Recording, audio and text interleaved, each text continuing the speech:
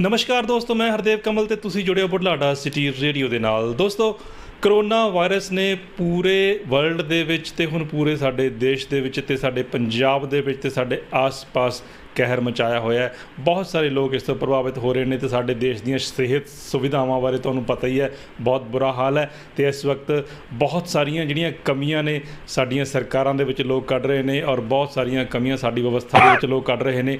ਇਹ ਵਿਵਸਥਾ ਵਿੱਚ ਕਮੀ ਹੈ, ਸਰਕਾਰਾਂ ਵਿੱਚ ਕਮੀ ਹੈ। ਚਰਚਾ ਦਾ ਵਿਸ਼ਾ ਅੱਜ ਇਹ ਨਹੀਂ ਹੈ, ਬਲਕਿ ਚਰਚਾ ਦਾ ਵਿਸ਼ਾ ਇਹ ਹੈ ਕਿ ਅਸੀਂ ਕਰੋਨਾ ਤੋਂ ਕਿਵੇਂ ਬਚ ਸਕਦੇ ਹਾਂ। ਔਰ ਕਰੋਨਾ ਤੋਂ ਬਚਣ ਲਈ ਸਿਰਫ ਇੱਕੋ ਇੱਕ ਉਪਾਅ ਹੈ, ਵੈਕਸੀਨੇਸ਼ਨ ਸ਼ੁਰੂ ਕੀਤੀ ਜਾ ਰਹੀ ਹੈ। ਵੈਕਸੀਨੇਸ਼ਨ ਸ਼ੁਰੂ ਤਾਂ ਹੋ ਚੁੱਕੀ ਹੈ, ਲੇਕਿਨ ਸਾਡੇ ਬਹੁਤ ਸਾਰੇ ਲੋਕਾਂ ਦੇ ਮਨਾਂ ਦੇ ਵਿੱਚ ਬਹੁਤ ਸਾਰੀਆਂ ਗਲਤ ਧਾਰਨਾਵਾਂ ਨੇ ਕਿ ਇਹ ਵੈਕਸੀਨੇਸ਼ਨ ਜਿਹੜੀ ਹੈ ਨੁਕਸਾਨਦਾਇਕ ਹੈ ਇੱਕ ਹਿਊਮਨ ਬਾਡੀ ਦੇ ਲਈ। ਸਾਡੇ ਬਹੁਤ ਸਾਰੇ ਲੋਕ ਵਟਸਐਪ ਯੂਨੀਵਰਸਿਟੀ ਦੇ ਰਾਹੀਂ ਕੁਛ ਜਿਹੀਆਂ ਅਫਵਾਹਾਂ 'ਤੇ ਯਕੀਨ ਕਰ ਰਹੇ ਨੇ, ਵੈਕਸੀਨ ਨਹੀਂ ਲਗਵਾ ਰਹੇ, ਤਾਂ ਇਹ ਬਹੁਤ ਵੱਡਾ ਨੁਕਸਾਨ ਦਾ ਕਾਰਨ ਹੈ ਸਾਡੇ ਆਸ-ਪਾਸ ਕਰੋਨਾ ਦੇ ਨਾਲ। ਇਹ ਵੈਕਸੀਨ ਦਾ ਕੀ ਫਾਇਦਾ ਹੈ, ਕਿਵੇਂ ਅਸਰ ਕਰਦੀ ਹੈ, ਇਸ ਦੀ ਡਿਟੇਲ ਦੇ ਵਿੱਚ ਜਾਣਨ ਲਈ ਅੱਜ ਮੇਰੇ ਨਾਲ ਜੁੜੇ ਹੋਏ ਨੇ ਵਿਸ਼ੇਸ਼ ਤੌਰ 'ਤੇ ਡਾਕਟਰ ਤਰਸੇਮ ਮੋਂਗਾ ਹਸਪੀਟਲ ਦੇ ਓਨਰ ਅੰਬਾਲਾ ਤੋਂ, ਔਰ ਨਾਲ ਹੀ ਐਡਵੋਕੇਟ PK ਅਰੋੜਾ। ਆਪਾਂ ਕਰਾਂਗੇ ਗੱਲਬਾਤ ਇਹਨਾਂ ਨਾਲ। ਤਾਂ ਸਰ, ਤੁਹਾਡਾ ਬਹੁਤ ਬਹੁਤ ਸਵਾਗਤ ਹੈ ਜੀ ਡਾਕਟਰ ਮੋਂਗਾ ਜੀ। ਨਮਸਕਾਰ ਜੀ। ਨਮਸਕਾਰ ਜੀ। ਤਾਂ ਨਾਲ ਹੀ ਸਾਡੇ ਡਾਕਟਰ ਵੀ ਔਰ ਐਡਵੋਕੇਟ ਵੀ PK ਅਰੋੜਾ ਜੀ, ਉਹ ਵੀ ਜੁੜੇ ਹੋਏ ਨੇ। ਸਰ, ਤੁਹਾਡਾ ਵੀ ਸਵਾਗਤ ਹੈ ਜੀ ਅਰੋੜਾ ਸਾਹਿਬ। ਸ਼ੁਕਰੀਆ ਕਮਲ ਜੀ। ਮੈਂ ਐਡਵੋਕੇਟ ਹੀ ਹਾਂ, ਡਾਕਟਰਾਂ ਦੇ ਨਾਲ ਮੇਰੀ ਮਿੱਤਰਤਾ ਹੈ, ਦੋਸਤੀ ਹੈ। ਬਸ ਮੈਂ ਉਹਦਾ ਫਾਇਦਾ ਉਠਾ ਲੈਣਾ, ਸੁਣ ਕੇ ਗੱਲਾਂ ਜਿੰਨੀਆਂ ਕਿ ਮੇਰੀ ਦਿਮਾਗ ਦੇ ਵਿੱਚ ਆ ਜਾਂਦੀਆਂ ਉਹ ਸਮਝਦਾ ਰਹਿਣਾ। ਸਟੂਡੈਂਟ ਹਾਂ ਮੈਂ ਡਾਕਟਰ ਦੋਸਤਾਂ ਦਾ ਜੀ। ਤਾਂ ਮੈਂ ਆਪਣੇ ਦੋਸਤਾਂ ਨੂੰ ਦੱਸ ਦਿਆਂ ਜਿਹੜੇ ਸਾਡੇ ਨਾਲ ਇਸ ਵਕਤ ਲਾਈਵ ਜੁੜ ਰਹੇ ਨੇ ਕਿ ਅੱਜ ਦੇ ਇਸ ਵਿਸ਼ੇਸ਼ ਲਾਈਵ ਵਿੱਚ ਬਹੁਤ ਸਾਰੀ ਤੁਹਾਨੂੰ ਅਨਮੁੱਲੀ ਜਾਣਕਾਰੀ ਮਿਲਣ ਵਾਲੀ ਹੈ। ਜਿਹੜੇ ਲੋਕ ਕਰੋਨਾ ਵੈਕਸੀਨ ਲਗਵਾਉਣਾ ਚਾਹ ਰਹੇ ਨੇ ਔਰ ਜਿਨ੍ਹਾਂ ਨੇ ਲਗਵਾ ਲਈ ਹੈ ਉਹਨਾਂ ਲਈ ਵੀ ਇਹ ਹੈਗੀ ਹੈ, ਕਿਉਂਕਿ ਬਹੁਤ ਸਾਰੀਆਂ ਮਨਾਂ ਦੇ ਵਿੱਚ ਗਲਤ ਧਾਰਨਾਵਾਂ ਨੇ ਕਿ ਇਹ ਵੈਕਸੀਨ ਸਾਡੇ ਲਈ ਨੁਕਸਾਨਦੇਹ ਹੋ ਸਕਦੀ ਹੈ, ਜਾਂ ਇਹ ਜਾਣਕਾਰੀ, ਇਹ ਕਰਿਓਸਿਟੀ ਉਹਨਾਂ ਦੇ ਮਨ ਦੇ ਵਿੱਚ ਹੋ ਸਕਦੀ ਹੈ ਜਾਣਕਾਰੀ ਲੈਣ ਦੀ ਕਿ ਇਹ ਵੈਕਸੀਨ ਕੰਮ ਕਿਵੇਂ ਕਰਦੀ ਹੈ ਜਾਂ ਕਿਵੇਂ ਲਗਵਾਈ ਜਾ ਸਕਦੀ ਹੈ, ਜਾਂ ਹੋਰ ਕੋਈ ABC ਜਾਣਕਾਰੀ ਹੈ। ਅਸੀਂ ਪੂਰੀ ਕੋਸ਼ਿਸ਼ ਕਰਾਂਗੇ ਅਸੀਂ ਵੈਕਸੀਨੇਸ਼ਨ ਦੇ ਇਸ ਟੌਪਿਕ ਨੂੰ ਕਵਰ ਕਰਨ ਦੀ। ਤਾਂ ਡਾਕਟਰ ਮੋਂਗਾ, ਸਭ ਤੋਂ ਪਹਿਲਾਂ ਤੁਹਾਨੂੰ ਮੈਂ ਇਹੀ ਪੁੱਛਣਾ ਚਾਹੂੰਗਾ ਕਿ ਜਿਹੜੀ ਵੈਕਸੀਨ ਹੈ, ਅਗਰ ਆਪਾਂ ਬਿਲਕੁਲ ਸਿੱਧੇ ਸਾਦੇ ਦੇਸੀ ਜਿਹੇ ਸ਼ਬਦਾਂ 'ਚ ਜਾਣਨਾ ਚਾਹੀਏ, ਕਿਉਂਕਿ ਸਾਡੇ ਬਹੁਤ ਸਾਰੇ ਜਿਹੜੇ ਲੋਕ ਨੇ ਪੰਜਾਬ ਦੇ, ਸਾਡੇ ਆਸ-ਪਾਸ ਦੇ, ਬਿਲਕੁਲ ਦੇਸੀ ਭਾਸ਼ਾ ਨੂੰ, ਦੇਸੀ ਲੈਂਗੁਏਜ ਨੂੰ ਸਮਝਣ ਵਾਲੇ ਨੇ, ਤਾਂ ਇਹ ਵੈਕਸੀਨ ਹੈ ਕੀ ਯਾਰ, ਕੰਮ ਕਿਵੇਂ ਕਰਦੀ ਹੈ? ਦੇਖੋ ਜੀ, ਕੋਈ ਵੀ ਵੈਕਸੀਨ ਹੈ, ਚਾਹੇ ਇਹ ਕਰੋਨਾ ਵਾਇਰਸ ਦੀ ਜਾਂ ਕਿਸੇ ਔਰ ਚੀਜ਼ ਦੀ, ਜੋ ਆਪਾਂ ਬੱਚਿਆਂ ਨੂੰ ਲਗਵਾਉਂਦੇ ਆ ਰਹੇ ਹਾਂ, ਬੜਿਆਂ 'ਚ ਵੀ ਲੱਗਦੀ ਹੈ, ਚਾਹੇ ਉਹ ਹੈਪਾਟਾਈਟਸ B ਹੈ, ਪੋਲੀਓ ਹੈ, ਸਭ ਦਾ ਇੱਕੋ ਹੀ ਏਮ ਹੈਗਾ ਕਿ ਅਸੀਂ ਬਾਡੀ ਦਾ ਇੱਕ ਡਿਫੈਂਸ ਕ੍ਰੀਏਟ ਕਰੀਏ ਅਗੇਂਸਟ ਏ ਪਾਰਟੀਕੂਲਰ ਡਿਜ਼ੀਜ਼। ਅਸੀਂ ਬਾਡੀ ਦੇ ਵਿੱਚ ਇੱਕ ਕੁਛ ਇੱਦਾਂ ਦੀ ਵੈਕਸੀਨ ਅੰਦਰ ਭੇਜਦੇ ਹਾਂ ਤਾਂ ਕਿ ਉਹ ਬਾਡੀ ਉਸ ਚੀਜ਼ ਨੂੰ ਆਇਡੈਂਟੀਫਾਈ ਕਰ ਲੇ ਜੋ ਵਾਇਰਸ ਜਾਂ ਜੋ ਬੈਕਟੀਰੀਆ ਕੱਲ੍ਹ ਉਹ ਡਿਜ਼ੀਜ਼ ਕਰਦਾ ਹੈਗਾ ਸਾਡੇ ਅੰਦਰ, ਔਰ ਉਹਦੇ ਅਗੇਂਸਟ ਇੱਕ ਡਿਫੈਂਸ ਮੈਕੈਨਿਜ਼ਮ ਆਲਰੇਡੀ ਤਿਆਰ ਹੋ ਜਾਏ, ਉਸ ਨੂੰ ਆਇਡੈਂਟੀਫਾਈ ਕਰਨ ਦੀ क्षमता ਆ ਜਾਏ, ਔਰ ਜੈਸੇ ਵੀ ਕਦੇ ਵੀ ਉਹ ਚੀਜ਼ ਸਾਡੇ 'ਤੇ ਅਟੈਕ ਕਰਦੀ ਹੈ ਤਾਂ ਉਹ ਸਾਡਾ ਡਿਫੈਂਸ ਆਲਰੇਡੀ ਪਹਿਲੇ ਤਿਆਰ ਹੋਵੇ ਜੀ। ਇਹ ਬੇਸਿਕ ਹੈ। ਹੁਣ ਜਿਸ ਤਰ੍ਹਾਂ ਇਹਦੇ ਕਰੋਨਾ ਵਿੱਚ ਵੀ ਕਈ ਤਰ੍ਹਾਂ ਦੀ ਵੈਕਸੀਨ ਹੈ ਜਿਨ੍ਹਾਂ ਦੇ ਹਰ ਇੱਕ ਦੇ ਅਲੱਗ-ਅਲੱਗ ਢੰਗ ਨਾਲ ਇਹ ਮਤਲਬ ਤਿਆਰ ਕੀਤੀਆਂ ਜਾਂਦੀਆਂ, ਪਰ ਉਹਨਾਂ ਦਾ ਅਲਟੀਮੇਟ ਏਮ ਜਾਂ ਅਲਟੀਮੇਟ ਜੋ ਉਹਨਾਂ ਨੇ ਕੁਛ ਕਰਨਾ ਅੰਦਰ ਜਾ ਕੇ, ਉਹਨਾਂ ਦਾ ਇਹੀ ਹੈ ਕਿ ਵੀ ਸਾਡਾ ਡਿਫੈਂਸ ਮੈਕੈਨਿਜ਼ਮ ਸਟਰੋਂਗ ਹੋ ਜਾਏ, ਉਹਦੇ ਅਗੇਂਸਟ ਜੋ ਅਸੀਂ ਆਪਣੀ ਲੈਂਗੁਏਜ 'ਚ ਕਹਿੰਦੇ ਹਾਂ ਐਂਟੀਬਾਡੀਜ਼ ਬਣ ਜਾਣ, ਉਸ ਪਾਰਟੀਕੂਲਰ ਵਾਇਰਸ, ਬੈਕਟੀਰੀਆ, ਫੰਗਸ ਜੋ ਵੀ ਹੈ ਉਸ ਦੇ ਅਗੇਂਸਟ ਪਹਿਲੇ ਹੀ ਸਾਡੇ ਪਾਸ ਲੜਾਈ ਲਈ ਐਂਟੀਬਾਡੀ ਮੌਜੂਦ ਹੈ ਜੀ। ਯਾਨੀ ਕਿ ਇਸ ਨੂੰ ਇੱਕ ਡੰਮੀ ਕਹਿ ਸਕਦੇ ਹਾਂ ਕਿ ਜਿਹੜੀ ਹਿਊਮਨ ਬਾਡੀ ਨੂੰ ਤਿਆਰ ਕਰਦੀ ਹੈ ਅੱਗੇ ਕਰੋਨਾ ਦੇ ਨਾਲ ਲੜਨ ਲਈ। ਹਾਂਜੀ, ਬਿਲਕੁਲ। ਪਹਿਲੇ ਹਮ ਡੰਮੀ ਪਾਉਂਦੇ ਅੰਦਰ, ਜਾਂ ਤਾਂ ਉਹ ਇੱਦਾਂ ਦੀ ਚੀਜ਼ ਡਾਲਦੇ ਹਾਂ ਕਿ ਜਿਹਦੀ ਓਨੀ ਪਾਵਰ ਨਹੀਂ ਹੁੰਦੀ ਕਿ ਉਹ ਪਾਰਟੀਕੂਲਰ ਡਿਜ਼ੀਜ਼ ਜਿਸ ਲਈ ਅਸੀਂ ਇਹ ਕਰ ਰਹੇ ਹਾਂ ਉਹ ਕਿਤੇ ਪਹਿਲੇ ਹੀ ਨਾ ਸਾਨੂੰ ਕਰਦੇ। ਜਿਸ ਤਰ੍ਹਾਂ ਹੁਣ ਲੋਕਾਂ ਦੀ ਧਾਰਨਾ ਆਮ ਤੌਰ 'ਤੇ ਕਿ ਜੇ ਅਸੀਂ ਵੈਕਸੀਨ ਲਗਾ ਲਈ ਤਾਂ ਸ਼ਾਇਦ ਹੋ ਸਕਦਾ ਉਹਦੇ ਨਾਲ ਹੀ ਸਾਨੂੰ ਕਰੋਨਾ ਹੋ ਜਾਏ। ਅੱਛਾ, ਕਈ ਵਾਰ ਤੇ ਦੂਸਰਾ ਇਹ ਹੈਗਾ ਕਿ ਕਈ ਵਾਰੀ ਅਸੀਂ ਹੁਣ ਵੈਕਸੀਨ ਕਰਾਈ ਤੇ ਅਗਲੇ ਦਿਨ ਕਰੋਨਾ ਹੋ ਗਿਆ, ਕਿਉਂਕਿ ਸਾਨੂੰ ਤਾਂ ਪਤਾ ਹੈ ਕਿ ਵੈਕਸੀਨ ਦਾ ਅਸਰ ਕਈ ਦਿਨ ਲੱਗਦੇ ਆ ਐਂਟੀਬਾਡੀ ਬਣਨ 'ਤੇ। कई बारी एक डोज देनी पैंती है या मल्टीपल डोजेज देनी पैंती है। इन द मीन टाइम अगर आपके पास आपको वायरस वैसे बाहर से कहीं से अटैक कर देता है, कहीं से आप वो ले लेते हो इन्फेक्शन, तो वो तो पॉसीबल है ही है। ये इस करके नहीं हुई कि तुहानू वैक्सीन लगी उसने की, पर इसलिए कि अजे तुहाडा डिफेंस क्रिएट ही नहीं होया सी और वो चीज़ आपको बाई को इंसीडेंस कुदरती तौर पर हो। जी, ਤਾਂ ਡਾਕਟਰ ਸਾਹਿਬ ਇੱਕ ਗੱਲ ਇਹ ਦੱਸੋ ਕਿ ਜਿਸ ਤਰ੍ਹਾਂ ਇਹ ਵੈਕਸੀਨ ਆਪਾਂ ਲਗਵਾ ਲਈ, ਇਹ ਲਗਵਾਉਣ ਤੋਂ ਬਾਅਦ ਕਿੰਨੇ % ਅਸੀਂ ਸੁਰੱਖਿਅਤ ਹੋ ਜਾਂਦੇ ਹਾਂ, ਕਿੰਨੇ % ਚਾਂਸ ਨਹੀਂ ਹੈਗੇ ਸਾਨੂੰ ਕਰੋਨਾ ਪੋਜ਼ਿਟਿਵ ਹੋਣ ਦੇ? ਦੇਖੋ, ਇਹ ਵੈਕਸੀਨ ਦਾ ਵੀ ਸ਼ਡਿਊਲ ਹੈਗਾ। ਇਸ ਵੈਕਸੀਨ ਜੋ ਅੱਜ ਇੰਡੀਆ ਦੇ ਵਿੱਚ ਮਿਲ ਰਹੀਆਂ ਹੈਗੀਆਂ ਜਾਂ ਈਵਨ ਥਰੂ ਆਊਟ ਵੀ ਵਰਲਡ ਵੀ ਹੈ, ਇਸ ਵੈਕਸੀਨ ਦਾ ਜਿਹੜਾ ਐਂਟੀ ਕਰੋਨਾ ਵੈਕਸੀਨ ਹੈ, ਇਹਦੀਆਂ ਮਿਨੀਮਮ 2 ਡੋਜ਼ ਦਿੱਤੀਆਂ ਜਾਂਦੀਆਂ ਜੀ। ਇਹ ਡਿਫरेंट इंटरवल पे डिपेंडिंग अपॉन द वैक्सीन कि आप कौन सी वैक्सीन लगवा रहे हैं। जिस तरह पहली वैक्सीन लगी तो विद इन 10-15 डेज आपको जो एवरेज है 30-40% इम्यूनिटी मिल जाती हैगी। जब वो आफ्टर 4 to 6 to 8 वीक्स जब सेकेंड डोज लगती है और उसके भी 15-20 दिन बाद तक then you get the maximum effect that again to the tune of 70 to 90%। It is never 100%। जी जी। अच्छा, और जो जी जी जी हाँ जी हाँ जी अरोड़ा साहब ਤੁਸੀਂ ਕੁਝ ਕਹਿ ਰਹੇ ਸੀ ਜੀ। ਮੈਂ ਡਾਕਟਰ ਸਾਹਿਬ ਇਹ ਪੁੱਛਣਾ ਚਾਹੁੰਦਾ ਸੀ ਕਿ ਕੁਝ ਆਪਣੀ ਬੋਡੀ ਦੇ ਵਿੱਚ ਜਿੱਦ ਤੱਕ ਮੈਂ ਸੁਣਿਆ ਹੈ ਕਿ ਆਪਣੀ ਬੋਡੀ ਦਾ ਆਪਣਾ ਇੱਕ ਇਮਿਊਨ ਸਿਸਟਮ ਆਪਦਾ ਹੁੰਦਾ ਜੋ ਆਪਾਂ ਨੂੰ ਨੇਚਰ ਨੇ ਦਿੱਤਾ ਹੋਇਆ ਹੈ। ਜਿੱਦਾਂ ਕਿ ਜੇ ਆਪਣੇ ਰੈਸਪੀਰੇਟਰੀ ਸਿਸਟਮ ਦੇ ਵਿੱਚ ਕੋਈ ਧੂੜ ਚਲੀ ਜਾਂਦੀ ਆ, ਕੋਈ ਮਿੱਟੀ ਚਲੀ ਜਾਂਦੀ ਆ, ਕੋਈ ਵੀ ਪਾਰਟੀਕਲ ਚਲੇ ਜਾਂਦੇ ਹੈਗੇ ਆ, ਤਾਂ ਆਪਾਂ ਨੂੰ ਬੋਡੀ ਜਿਹੜੀ ਹੈਗੀ ਆ ਛਿੱਕ ਦੀ ਫਾਰਮ ਦੇ ਵਿੱਚ ਉਹਨੂੰ ਕੱਢ ਕੇ ਬਾਹਰ ਮਾਰਦੀ ਹੈਗੀ ਆ, ਛਿੱਕਾਂ ਦੀ ਹੈਗੀ ਆ। ਸਿਮਿਲਰਲੀ ਜੇ ਅੱਖ ਚਲਾ ਜਾਂਦਾ ਹੈਗਾ ਤਾਂ ਅੱਖ ਦੇ ਵਿੱਚੋਂ ਪਾਣੀ ਵਗਣਾ ਸ਼ੁਰੂ ਹੋ ਜਾਂਦਾ ਤਾਂ ਉਹਨੂੰ ਵਾਸ਼ ਕਰਦੀ ਆ ਅੱਖ ਨੂੰ, ਜੋ ਆਪਣਾ ਇਮਿਊਨ ਸਿਸਟਮ ਹੈਗਾ। ਤਾਂ ਇਦਾਂ ਹੀ ਜੋ ਆਪਾਂ ਇਹ ਵੀ ਮੈਂ ਸੁਣਿਆ ਹੈ ਕਿ ਜੋ ਆਪਾਂ ਨੂੰ ਬੁਖਾਰ ਹੁੰਦਾ ਹੈ ਉਹ ਵੀ ਆਪਣਾ ਇਮਿਊਨ ਸਿਸਟਮ ਜਿਹੜਾ ਹੈ, ਆਪਣੀ ਜੋ ਕੋਈ ਬਾਹਰੋਂ ਬੈਕਟੀਰੀਆ ਚਲਾ ਜਾਂਦਾ ਹੈਗਾ, ਵਾਇਰਸ ਚਲਾ ਜਾਂਦਾ ਹੈ, ਤਾਂ ਜੋ ਆਪਣੇ ਡਿਫੈਂਸ ਮੈਕੈਨਿਜ਼ਮ ਉਹਦਾ ਫਾਈਟ ਲੈ ਰਿਹਾ ਹੁੰਦਾ, ਆਪਣੇ ਐਂਟੀਬਾਡੀਜ਼ ਫਾਈਟ ਲੈ ਰਹੀਆਂ ਹੁੰਦੀਆਂ, ਤਾਂ ਉਹਦੇ ਕਰਕੇ ਉਹ ਬੁਖਾਰ ਹੋ ਜਾਂਦਾ ਹੈਗਾ। ਤਾਂ ਇਹ ਵੈਕਸੀਨੇਸ਼ਨ ਲੈਣ ਦੀ ਆਪਾਂ ਨੂੰ ਜ਼ਰੂਰਤ ਕਿਉਂ ਪੈਂਦੀ ਹੈ ਡਾਕਟਰ ਸਾਹਿਬ? ਇੱਥੇ ਆਪਣਾ ਨੈਚੁਰਲ ਡਿਫੈਂਸ ਮੈਕੈਨਿਜ਼ਮ वैक्सीनेशन की जरूरत इसलिए पैंदी है किसी भी काम वास्ते क्योंकि वो डिजीज जब वो वायरस या पार्टिकुलर चीज़ साडे ते अटैक करते हैं, ਅਸੀਂ बिल्कुल भी ਉਹਨੂੰ रिएक्ट करने वास्ते, ਉਹਨੂੰ अपोज करने वास्ते ਅਸੀਂ बिल्कुल भी हमारे पास डिफेंस तैयार नहीं ਹੁੰਦੇ जी जी किसी तरह का। जैसे हुण साडी गवर्नमेंट कोले बिल्कुल भी किसी तरह का डिफेंस तैयार नहीं है to fight the corona virus. जैसे हमें टाइम मिलिया सीगा ਸਾਡੇ ਪਾਸ ਤੇ ਅਸੀਂ ਉਹ ਚੀਜ਼ ਪਹਿਲੇ ਡਿਵੈਲਪ ਕਰ ਲੈਂਦੇ, ਇਦਾਂ ਹੀ ਅਸੀਂ ਇਹ ਵੈਕਸੀਨ ਬਾਡੀ ਦੇ ਅੰਦਰ ਭੇਜ ਕੇ ਉਹ ਜੋ ਟੀ ਸੈਲਸ ਹੁੰਦੇ ਆ ਸਾਨੂੰ ਉਹਨਾਂ ਨੂੰ ਸੈਂਸਿਟਿਵ ਕਰਦੇ ਆ ਕਿ ਇਹਦੇ ਅਗੇਂਸਟ ਡਿਫੈਂਸ ਮੈਕੈਨਿਜ਼ਮ ਕ੍ਰੀਏਟ ਕਰਨ ਵਾਸਤੇ। ਅਗਰ ਸਾਡੇ ਪਾਸ ਪਹਿਲੇ ਹੀ ਸੋਲਿਡ ਹੈ ਤਾਂ ਵੀ ਕੈਨ ਫਾਈਟ ਬੈਟਰ, ਨਹੀਂ ਤਾਂ ਜਦ ਤੱਕ ਸਾਡੀ ਉਹ ਇਮਿਊਨਿਟੀ ਡਿਵੈਲਪ ਹੁੰਦੀ ਹੈ ਜਾਂ ਅਸੀਂ ਉਹ ਡਿਫੈਂਸ ਕ੍ਰੀਏਟ ਕਰਦੇ ਹਾਂ ਤਦ ਤੱਕ ਉਹ ਜੋ ਬੈਕਟੀਰੀਆ ਜਾਂ ਵਾਇਰਸ ਹੈ ਉਹ ਇੰਨਾ ਸਾਡੇ ਮਲਟੀਪਲਾਈ ਕਰਕੇ ਇੰਨਾ ਅੰਦਰ ਹੋ ਜਾਂਦਾ ਹੈ ਕਿ ਫਿਰ ਉਹਨੂੰ ਲੜਨਾ ਕਈ ਵਾਰੀ ਮੁਸ਼ਕਿਲ ਹੋ ਜਾਂਦਾ। यानी कि साडा आपदा जो बॉडी ਦਾ ਡਿਫੈਂਸ ਸਿਸਟਮ ਹੈ, ਇਮਿਊਨ ਹੈ, ਉਹ ਕਮਜ਼ੋਰ ਪੈ ਜਾਂਦਾ ਹੈ, ਲੇਕਿਨ ਜੋ ਵਾਇਰਸ ਹੈ ਉਸ ਦੇ ਉੱਤੇ ਹਾਵੀ ਹੋ ਜਾਂਦਾ ਹੈ। ਜਿੱਦਾਂ ਹੁਣ ਯੰਗ ਬੰਦਿਆਂ ਦੇ ਵਿੱਚ ਕਾਫੀ ਇਮਿਊਨਿਟੀ ਸਟਰੋਂਗ ਹੁੰਦੀ ਹੈ, ਇਮਿਊਨ ਸਿਸਟਮ ਬਹੁਤ ਸਟਰੋਂਗ ਹੁੰਦਾ ਹੈ, ਤਾਂ ਦੇਖੋ ਉਹਨਾਂ 'ਚ ਇਹ ਡਿਜ਼ੀਜ਼ ਬਹੁਤ ਮਾਈਲਡ ਹੁੰਦੀ ਹੈ। ਜਿਨ੍ਹਾਂ ਦੀ ਇਮਿਊਨਿਟੀ ਪਹਿਲੇ ਹੀ ਲੋ ਹੈ ਜਾਂ ਵੱਬ 60 ਹੈ ਬਿਕਾਜ਼ ਆਫ ਡਾਇਬਟੀਜ਼ ਜਾਂ ਅਦਰ ਰੀਜ਼ਨਸ, ਤਾਂ ਉਹਨਾਂ ਨੂੰ ਇਹ ਬੜੀ ਜਲਦੀ ਪਕੜ ਲੈਂਦਾ ਤੇ ਹਾਂ ਬਸ ਇਹ ਸਿਸਟਮ ਹੈਗਾ ਕਿ ਅਸੀਂ ਆਪਣੇ ਅੰਦਰ ਇੱਕ ਸਿਸਟਮ ਕ੍ਰੀਏਟ ਕਰਨਾ ਟੂ ਫਾਈਟ ਦਾ ਡਿਜ਼ੀਜ਼ जी। डॉक्टर साहब एक भी मैं सुना है कि जो कोरोना वायरस है, कोविड है, इट इज RNA, जबकि अपनी बॉडी जो करती है DNA सिस्टम ते है, ਤਾਂ ਉਹਦੇ ਨਾਲ ਵੀ ਇਹ ਪ੍ਰੋਬਲਮ ਆਉਂਦੀ ਹੈ ਕਿ ਉਹਦੇ ਨਾਲ ਵੀ ਬਿਲਕੁਲ ਪ੍ਰੋਬਲਮ ਆਉਂਦੀ ਹੈ। ਪਹਿਲਾਂ ਉਹ RNA ਨੂੰ ਇਹਦੇ 'ਚ ਸਾਨੂੰ DNA 'ਚ ਕਨਵਰਟ ਕਰਨਾ ਪੈਂਦਾ, ਕਰਨ 'ਚ ਉਹ ਜੋ ਟਾਈਮ ਉਹ ਸਾਰੀ ਚੀਜ਼ ਲੱਗਦੀ ਹੈ ਤੇ ਇਹ ਫਿਰ ਥੋੜਾ ਸਾ ਲੇਟ ਹੋ ਜਾਂਦਾ ਸਾਡਾ defence system, by that time ਇਹ ਅਫੈਂਸ ਜ਼ਿਆਦਾ ਹੋ ਜਾਂਦਾ। ਰਾਈਟ ਸਰ, ਰਾਈਟ ਜੀ। ਡਾਕਟਰ ਸਾਹਿਬ ਤੋਂ ਮੈਂ ਤੁਹਾਡੇ ਤੋਂ ਪਹਿਲਾਂ ਪੁੱਛਿਆ ਸੀ ਕਿ ਇਹਦੇ ਆਪਾਂ ਨੂੰ ਕਿੰਨੇ % ਇਹਦਾ ਚਾਂਸਸ ਹੈਗੇ ਨੇ ਬਚਣ ਦੇ। ਹੁਣ ਮੈਂ ਇਹ ਪੁੱਛਣਾ ਚਾਹੂੰਗਾ ਕਿ ਇਹਦੇ ਜਿਹੜੇ ਨੁਕਸਾਨ ਲੋਕਾਂ ਨੇ ਸੁਣੇ ਹੋਏ ਨੇ WhatsApp ਯੂਨੀਵਰਸਿਟੀ ਰਹੀ ਜਾਂ ਇੱਧਰ ਉੱਧਰ ਜੋ ਜਾਣਕਾਰੀ ਹੈ ਕਿ ਇਹ ਹੋ ਜਾਂਦਾ, ਇਹ ਹੋ ਜਾਂਦਾ, ਤਾਂ ਕੁਝ ਥੋੜ੍ਹੇ ਬਹੁਤ ਨੁਕਸਾਨ ਵੀ ਹੈਗੇ ਨੇ ਜੋ ਅਗਰ ਆਪਾਂ ਡਾਕਟਰੀ ਭਾਸ਼ਾ 'ਚ ਦੱਸਣਾ ਚਾਹੀਏ ਕਿ ਇਹ ਹਲਕੇ ਫੁਲਕੇ ਨੁਕਸਾਨ ਹੋ ਸਕਦੇ ਆ। ਹਾਂਜੀ, ਇੱਕ ਪੁਆਇੰਟ ਤਾਂ ਮੈਂ ਪਹਿਲੇ ਆਪਣੇ ਆਪ ਪਿਛਲੇ ਸਵਾਲ ਦਾ ਹੀ ਥੋੜਾ ਸਾ ਐਲੈਬੋਰੇਟ ਕਰਨਾ ਚਾਹੂੰਗਾ ਜੀ ਕਿ ਇਹਦੇ ਨਾਲ ਸਾਨੂੰ ਫਿਰ ਵੀ ਮਤਲਬ ਚਾਂਸ ਜ਼ਰੂਰ ਹੈ ਬਿਮਾਰੀ ਹੋਣ ਦੇ, ਦੋਨੋਂ ਮਤਲਬ ਪ੍ਰੋਪਰ ਡੋਜ਼ ਪ੍ਰੋਪਰ ਸਭ ਕੁਝ ਲੈਣ ਤੋਂ ਬਾਅਦ ਵੀ, ਪਰ ਇਹਦਾ ਇੰਸੀਡੈਂਸ ਬਹੁਤ ਹੀ ਘੱਟ ਹੋ ਜਾਂਦਾ ਹੈ। ਜਿਸ ਨੇ ਦੋਨੋਂ ਡੋਜ਼ ਲੈ ਲੀਆਂ after 3 weeks incidence is just 0.003 to 0.004% with different vaccine.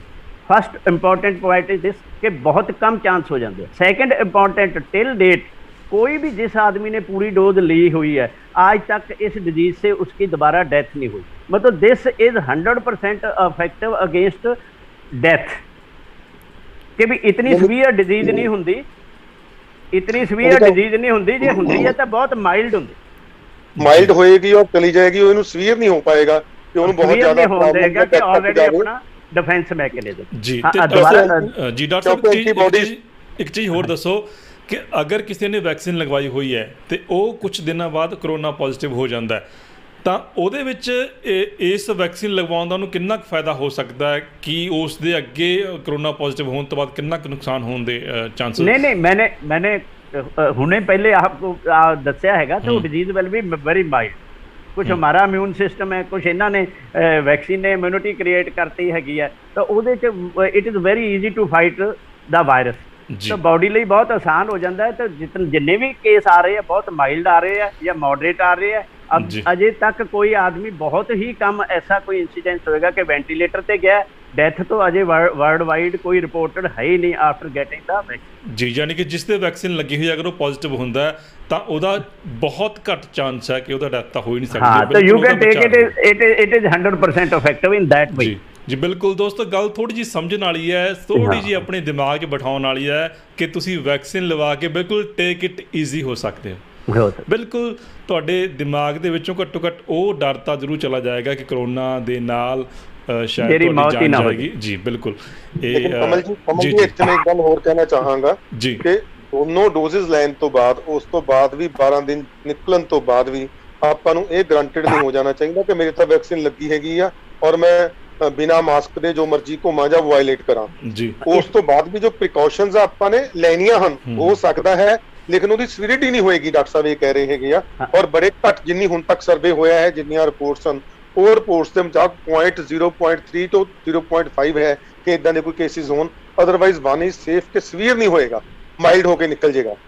ਠੀਕ ਹੈ ਨਾ ਜੀ, ਲੇਕਿਨ ਪ੍ਰੀਕਾਸ਼ਨਸ ਵਾਸਤੇ ਆਪਾਂ ਨੂੰ ਜ਼ਰੂਰ ਕਾਸ਼ਨ ਲੈਣੀ ਚਾਹੀਦੀ ਹੈ। ਉਸ ਤੋਂ ਬਾਅਦ ਵੀ ਪ੍ਰੀਕਾਸ਼ਨ ਦੇ ਦੋ ਰੀਜ਼ਨ ਹੈ ਮੇਨ। ਇੱਕ ਤੇ ਇਹ ਹੈ ਵੀ ਸਾਨੂੰ ਇਹ ਡਿਜ਼ੀਜ਼ ਹੋ ਸਕਦੀ ਹੈਗੀ, ਠੀਕ ਹੈ ਨਾ, ਚਾਹੇ ਉਹ ਮਾਈਲਡ ਹੀ ਹੋਵੇ। ਦੂਸਰਾ ਬੇਸਿਕ ਰੀਜ਼ਨ ਹੈ ਕਿ ਵੀ ਵਿਲ ਬਿਕਮ ਕੈਰੀਅਰ। ਸਾਡੇ ਨੋਜ਼ ਦੇ ਵਿੱਚ ਅੰਦਰ ਅਪਰ ਰੈਸਪੀਰੇਟਰੀ ਸਿਸਟਮ ਦੇ ਵਿੱਚ ਇਹ ਵਾਇਰਸ ਪਿਆ ਹੋਏਗਾ ਜਿਹੜਾ ਕਿ ਦੂਸਰਿਆਂ ਨੂੰ ਇਨਫੈਕਟ ਕਰ ਸਕਦਾ ਹੈ ਕਿ ਵੀ ਕੈਨ ਬੀ ਸਪਰੈਡਰ। ਹਮ ਫਿਰ ਵੀ ਸਪਰੈਡ ਕਰ ਸਕਦੇ ਹਾਂ ਟੂ ਅਵਾਇਡ ਦਾ ਮਤਲਬ disease to our family members, ਆਪਣੇ ਦੋਸਤ ਮਿੱਤਰ ਜਾਂ ਜਨਰਲ ਪਬਲਿਕ। तो फिर भी सानू पूरा ख्याल रखना पड़ेगा। जी, तो डॉक्टर साहब तुसी एक सर्जन हो, ਤੁਹਾਨੂੰ ਰੋਜ਼ ਜੋ ਹੈ ਉਹ ਸੈਂਕੜਿਆਂ ਦੀ ਗਿਣਤੀ 'ਚ ਪੇਸ਼ੈਂਟ ਨਾਲ ਤੁਹਾਡਾ ਸਾਹਮਣਾ ਕਰਨਾ ਤੁਹਾਨੂੰ ਪੈਂਦਾ ਹੈ। ਤਾਂ ਮਤਲਬ ਇੱਕ ਸਵਾਲ ਬੜਾ ਕਾਮਨ ਜਿਹਾ ਜੋ ਸਾਡੇ ਦਰਸ਼ਕ ਵੀ ਜਾਣਨਾ ਚਾਹਣਗੇ ਕਿ ਤੁਸੀਂ ਵੀ ਵੈਕਸੀਨੇਸ਼ਨ ਕਰਵਾ ਲਈ ਹੈ? ਵੈਸੇ ਤਾਂ लगता है जब कोई आदमी ये सवाल भी उठाता सी ना यार वैक्सीन लगवाइए या ना लगवाइए, जी जी, तो मेरा उन्होंने एको ही जवाब होंदा सी, जिन्ने मेरे दोस्त, जिन्ने मेरे कह लो कि पेशेंट या नॉन रिश्तेदार, कि यार जिस दिन वैक्सीन शुरू हुई है हमने सबसे पहले दिन जाके वैक्सीन लगवाई। और मेरे हॉस्पिटल दे विच 35 लोगों का स्टाफ है, जिहदे असीं 4 डॉक्टर हैं, we all the 4 doctors and 35 people we went to civil hospital on the day 1। Now you can see कि आपको लगवानी चाहिए या नहीं। पहले इन्होंने हेल्थ केयर वर्कर्स नूं लाई, सब ने खुशी खुशी लगाई। अगर एम्स के डॉक्टर, चंडीगढ़ के डॉक्टर, एक जनरल डॉक्टर सारे लगवा रहे हैं तो आप सोच सकते हो कि भी ये कितनी जरूरी जी, बिल्कुल, या ये कोई साइड इफेक्ट किन्ने, तो कोई मिनिमम है तभी मैं लगवाऊंगा। अदरवाइज मैनू nobody forced the doctors या मी के भी आप जरूर लगवाइए। I was the first to go there on the very first day.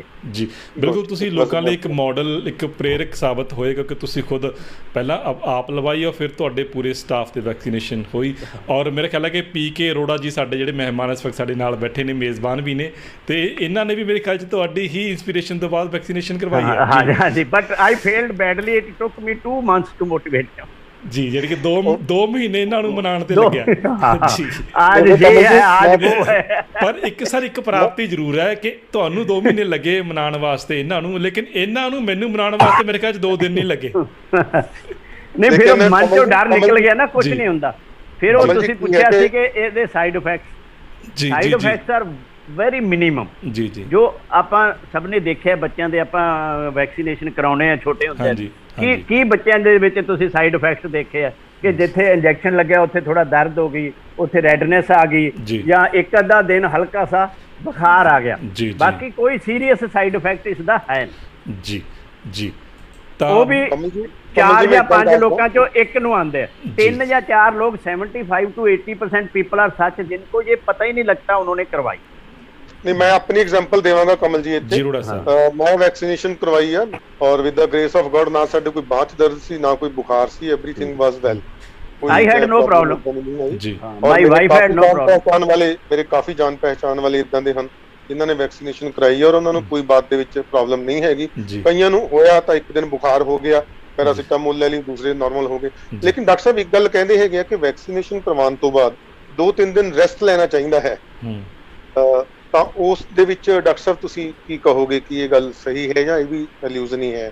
नहीं ये भी ज़्यादातर तो इल्यूजन ही है। कोई बहुत ज़्यादा ओवर एक्टिविटी नहीं करनी चाहिए जिसके नाल कोई बॉडी थोड़ी एग्जॉस्ट हो जाए।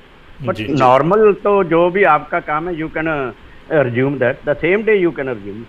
ਲੇਕਿਨ ਜੇ ਫੀਵਰ ਵਗੈਰਾ ਆ ਜਾਂਦਾ ਹੈਗਾ ਤਾਂ ਮੇਰੇ ਖਿਆਲ ਆਪਾਂ हाँ फिर तो अगर फीवर या मैलेस कोई भी शरीर टूट रहा है, फीवर है, जैसे वोमिटिंग है, कुछ भी अगर हो जाता है फिर रेस्ट इज द बेस्ट। फिर तो रेस्ट करनी करनी।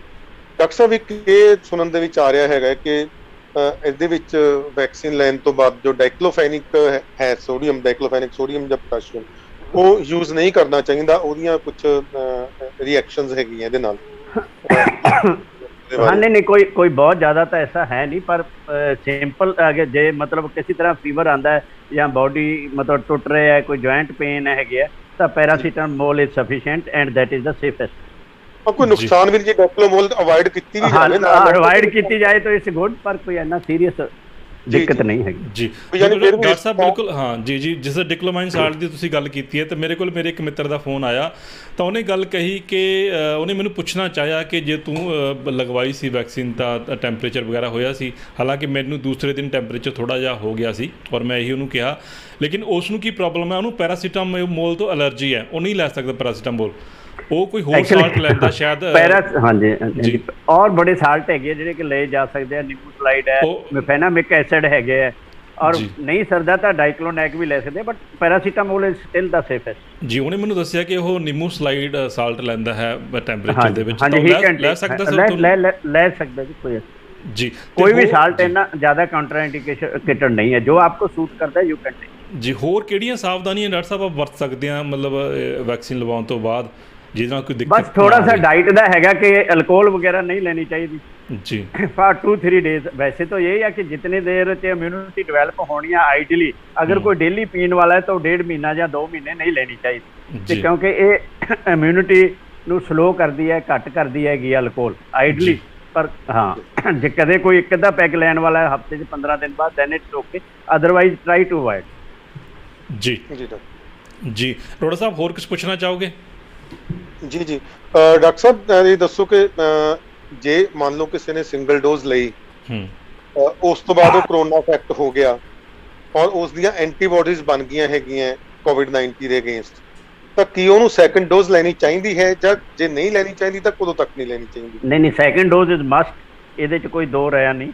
पर यह है भी ज़्यादा आप बिल्कुल ठीक हो जो टेम्परेचर डाउन हो जाए, आपकी रिपोर्ट नेगेटिव हो जाए, उसके 1 महीने बाद आप कदे भी वो सेकंड डोज ले सकते हैं, महीने बाद, 1.5 महीने बाद, 2 महीने बाद, बट इट इज मस्ट। लेकिन जो एंटीबॉडीज बन चुकी हैं नहीं वो और बनेगी ना जी, इतनी ज़्यादा बनती नहीं हैगी पहली डोज नाल, कुछ ये कोरोना करके भी बन गई जी जी, और मतलब जो कोरोना करके बनी है ये बहुत थोड़े टाइम रहिंदियां हैगी, लॉन्ग टर्म इफेक्ट ਲਈ सेकंड डोज इज मस्ट।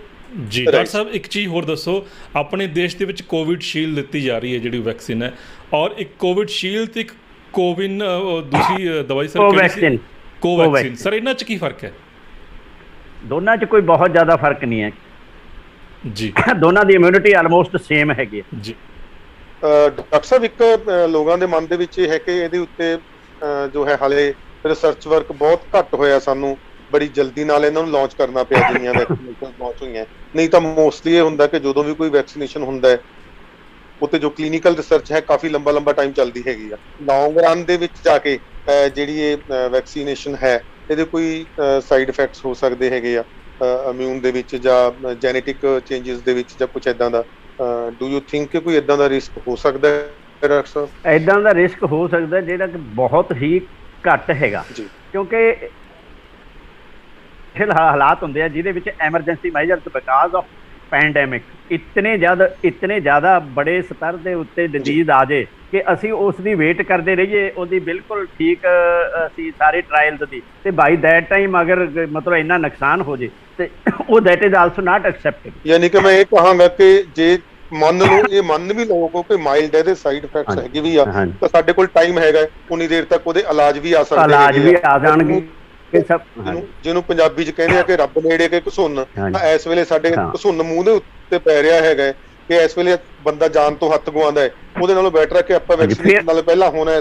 फिर भी सफिशिएंट, फिर भी ट्रायल जो फर्स्ट और सेकंड स्टेज की होती है वो अच्छी तरह हो।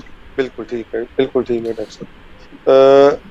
डॉक्टर साहब एक ये गल सही है कि जो लेबर क्लास है, जो बहुत ज्यादा जो वर्कआउट कर रहे हैगे आ, ਉਹਨਾਂ ਦਾ ਜੋ ਇਮਿਊਨ ਸਿਸਟਮ ਹੈ ਉਹ ਇੱਕ ਉਸ ਬੰਦੇ ਨਾਲੋਂ ਜਿਹੜਾ ਸਾਰਾ ਦਿਨ ਆਫਿਸ ਦੇ ਵਿੱਚ ਬੈਠਾ ਰਹਿੰਦਾ ਹੈ, ਬੈਠ ਕੇ ਕੰਮ ਕਰਦਾ ਹੈ, ਤਾਂ ਉਸ ਦਾ ਜਿਹੜੀ ਇਮਿਊਨਿਟੀ ਹੈ ਉਹ ਜ਼ਿਆਦਾ ਡੈਫੀਨਿਟ ਇਹਨਾਂ ਲੋਕਾਂ ਦੀ ਜੋ ਪੂਅਰ ਸਟੇਟਸ ਦੇ ਲੋਕ ਹੈ, ਪੂਅਰ ਹਾਲਾਤ ਦੇ ਵਿੱਚ ਰਹਿੰਦੇ ਆ, ਇੱਕ ਤੇ ਫਿਜ਼ੀਕਲੀ ਜਿਹੜੇ ਸਟਰੋਂਗ ਹੈਗੇ ਆ, ਦੂਸਰੇ ਆਲਰੇਡੀ ਇਨ ਸਾਰੀਆਂ ਡਿਜ਼ੀਜ਼ਾਂ ਨੂੰ, ਇਨ ਸਭ ਤਰ੍ਹਾਂ ਦੇ ਵਾਇਰਸ ਨੂੰ ਆਲਰੇਡੀ ਐਕਸਪੋਜ਼ ਹੋ ਚੁੱਕੇ ਹੁੰਦੇ ਹੈਗੇ, ਤਾਂ ਇਹਨਾਂ ਦੀ ਇਮਿਊਨਿਟੀ ਡੈਫੀਨਿਟਲੀ ਬੈਟਰ ਹੈ। ਜੈਸੇ ਸਾਡੀ ਇਮਿਊਨਿਟੀ ਯੂਰਪੀਅਨ ਕੰਟਰੀ ਜਾਂ ਅਮਰੀਕਾ ਦੇ ਲੋਕਾਂ ਤੋਂ, ਅਮਰੀਕਾ ਦੇ ਲੋਕਾਂ ਤੋਂ ਜ਼ਿਆਦਾ ਹੈ। ਇਸੇ ਤਰ੍ਹਾਂ ਜਿਹੜੀ ਸਾਡੀ ਇਹ ਲੋਅਰ ਹੈਗੀ ਹੈ ਕਲਾਸ ਲੇਬਰ ਟਾਈਪ, ਇਹਨਾਂ ਦੀ ਇਮਿਊਨਿਟੀ ਤੋਂ ਡੈਫੀਨਿਟਲੀ ਜ਼ਿਆਦਾ ਹੁੰਦੀ ਜੀ। ਬਿਲਕੁਲ ਸਰ, ਮੈਂ ਤੁਹਾਡੇ ਸਵਾਲ ਨੂੰ ਇਹੀ ਕਾਰਨ ਹੈ, ਸ਼ਾਇਦ ਡਾਕਟਰ ਸਾਹਿਬ ਇਹੀ ਕਾਰਨ ਹੈ ਕਿ ਪਿੰਡਾਂ ਦੇ ਵਿੱਚ ਜੋ ਹੈ, ਜੋ ਮਿਹਨਤ ਕਰਦੇ ਹਨ, ਜੋ ਮਿਹਨਤ ਕਰਦੇ ਹਨ, ਉਹਨਾਂ ਦੇ ਵਿੱਚ ਇਹ ਸਪਰੈਡ ਘੱਟ ਹੈ ਕੰਪੈਰੀਟਿਵਲੀ। ਘੱਟ ਹੈ ਜੀ। ਦੋ ਰੀਜ਼ਨ ਹੈ, ਇੱਕ ਤੇ ਉਨੀ ਪਾਪੂਲੇਸ਼ਨ ਦੀ ਡੈਂਸਿਟੀ ਨਹੀਂ ਹੈਗੀ, ਬੜੇ ਦੂਰ ਦੂਰ ਲੋਕ ਰਹਿੰਦੇ ਆ, ਸਿਟੀਜ਼ ਆਰ ਓਵਰ ਕਰਾਊਡਡ, ਔਰ ਵੈਸੇ ਵੀ ਦੇਖਿਆ ਹੈਗਾ ਵੀ ਜਿਹੜੇ ਮੈਟਰੋ ਸਿਟੀ ਹੈਗੇ ਆ ਸਾਡੇ, ਲਾਈਕ ਦਿੱਲੀ, ਲਾਈਕ ਬੰਬੇ, ਇਤਨੀ ਓਵਰ ਕਰਾਊਡਿੰਗ ਹੈ, ਔਰ ਸਭ ਤੋਂ ਜ਼ਿਆਦਾ ਇਫੈਕਟ ਵੀ ਉੱਥੇ ਹੀ ਆਇਆ ਹੈਗਾ। ਜੋ ਬੜੇ ਖੁੱਲੇ ਸ਼ਹਿਰ ਆ ਉੱਥੇ ਨਹੀਂ ਹੈ, ਇਦਾਂ ਦੇ ਹਾਲਾਤ ਹੀ ਪਿੰਡਾਂ ਦੇ ਵਿੱਚ ਹੈਗੇ ਜੀ। ਡਾਕਟਰ ਸਾਹਿਬ ਮੈਂ ਇੱਥੇ ਇਸ ਸਵਾਲ ਤੇ ਇਹ ਕਰਨਾ ਚਾਹੂੰਗਾ, ਜਿਸ ਤਰ੍ਹਾਂ ਤੁਸੀਂ ਕਿਹਾ ਕਿ ਪਿੰਡਾਂ ਦੇ ਲੋਕਾਂ ਦੀ ਇਮਿਊਨਿਟੀ ਜ਼ਿਆਦਾ ਹਾਰਡ ਹੈਗੀ ਹੈ, ਉਹਨਾਂ ਦੀ ਜ਼ਿਆਦਾ ਵਧੀਆ, ਜਿਹੜੇ ਲੋਅਰ ਕਲਾਸ ਸਾਡੀ ਹੈਗੀ ਹੈ, ਜੋ ਮਿੱਟੀ ਨਾਲ ਮਿੱਟੀ ਹੁੰਦੀ ਹੈ, ਕੰਮ ਜ਼ਿਆਦਾ ਕਰਦੇ ਹੈ, ਤਾਂ ਕੀ ਉਹਨਾਂ ਨੂੰ ਇਸ ਵੈਕਸੀਨ ਦੀ ਜ਼ਰੂਰਤ ਨਹੀਂ ਹੈ? ਨਹੀਂ ਜੀ, ਉਹਨਾਂ ਨੂੰ ਵੀ ਬਿਲਕੁਲ ਇਹ ਜ਼ਰੂਰਤ ਹੈ ਜੀ, ਕਿਉਂਕਿ ਅਜੇ ਇਹ ਚੇਨ ਉੱਥੇ ਉਨੀ ਚੱਲੀ ਨਹੀਂ। ਹੁਣ ਪਿੰਡਾਂ ਦੇ ਵੀ ਸਾਡੇ ਕੋਲੇ ਬਹੁਤ ਜ਼ਿਆਦਾ ਮਰੀਜ਼ ਆ ਰਹੇ ਹੈ, ਜੋ ਕਿ ਪਹਿਲਾਂ ਨਹੀਂ ਸੀਗੇ। ਜਦ ਇੱਕ ਵਾਰੀ ਬਿਮਾਰੀ, ਕਿਉਂਕਿ ਪਿੰਡਾਂ 'ਚ ਲੋਕ ਖੁੱਲੀ ਜਗ੍ਹਾ ਤੇ ਰਹਿੰਦੇ, ਇੱਕ ਤੋਂ ਦੂਸਰੇ ਨੂੰ ਘੱਟ ਜਾਂਦੀ ਹੈ। ਹੁਣ ਜਦ ਪਿੰਡਾਂ 'ਚ ਚਲੀ ਗਈ, ਹੁਣ ਡੇਲੀ ਸਾਡੇ ਕੋਲੇ ਆਉਂਦਾ ਕਿ ਇਸ ਪਿੰਡ 'ਚ ਅੱਜ ਇੰਨੀਆਂ ਮੌਤਾਂ ਹੋਈਆਂ, 2 ਮੌਤਾਂ ਹੋਈਆਂ, 4 ਹੋਈਆਂ, ਮਤਲਬ ਪਿੰਡਾਂ 'ਚ ਵੀ ਇਹ ਚੀਜ਼ ਜਾ ਰਹੀ ਹੈ। ਮੈਟਰੋ ਤੋਂ ਛੋਟੇ ਸ਼ਹਿਰਾਂ 'ਚ ਆਈ, ਫਿਰ ਔਰ ਛੋਟੇ ਸ਼ਹਿਰਾਂ 'ਚ ਆਈ, ਔਰ ਹੁਣ ਪਿੰਡਾਂ 'ਚ ਵੀ ਜਾ ਰਹੀ। ਉਹ ਤੇ ਮਸਟ ਹੈਗੇ ਆ ਇਹ ਚੇਨ ਨੂੰ ਤੋੜਨ ਵਾਸਤੇ, ਉਹਦੇ ਤਾਂ ਕੋਈ ਬਿਲਕੁਲ ਵੀ ਕੋਈ ਦੋ ਰਾਏ ਨਹੀਂ ਹੈਗੀ ਕਿ ਐਵਰੀਬਾਡੀ ਸ਼ੁੱਡ ਟੇਕ ਦਾ ਜੀ। ਔਰ ਮੋਂਗਾ ਸਾਹਿਬ, ਉਹਨਾਂ ਨੂੰ ਵੀ ਪ੍ਰੀਕਾਸ਼ਨ ਉਨੀ ਹੀ ਜ਼ਿਆਦਾ ਲੈਣੀ ਚਾਹੀਦੀ ਹੈ, ਕਿਉਂਕਿ ਉਹ ਵੀ ਤਾਂ ਸ਼ਹਿਰਾਂ 'ਚ ਆਉਂਦੇ ਹੈਗੇ ਆ ਲੇਬਰ ਕਲਾਸ ਜਾਂ ਔਰ ਕੰਮਾਂ ਲਈ, ਜਾਂ ਕੋਈ ਚੀਜ਼ ਪਰਚੇਜ਼ ਕਰਨ ਲਈ, they are coming to city daily, ਤੇ ਔਰ ਸਪਰੈਡਰਸ ਹੋ ਸਕਦੇ ਹੈਗੇ, ਸਪਰੈਡਰ ਹੋ ਸਕਦੇ ਆ, ਉਹ ਤੇ ਉਹਨਾਂ ਨੂੰ ਵੀ ਓਨਾ ਹੀ ਰੱਖਣਾ ਪੈਂਦਾ।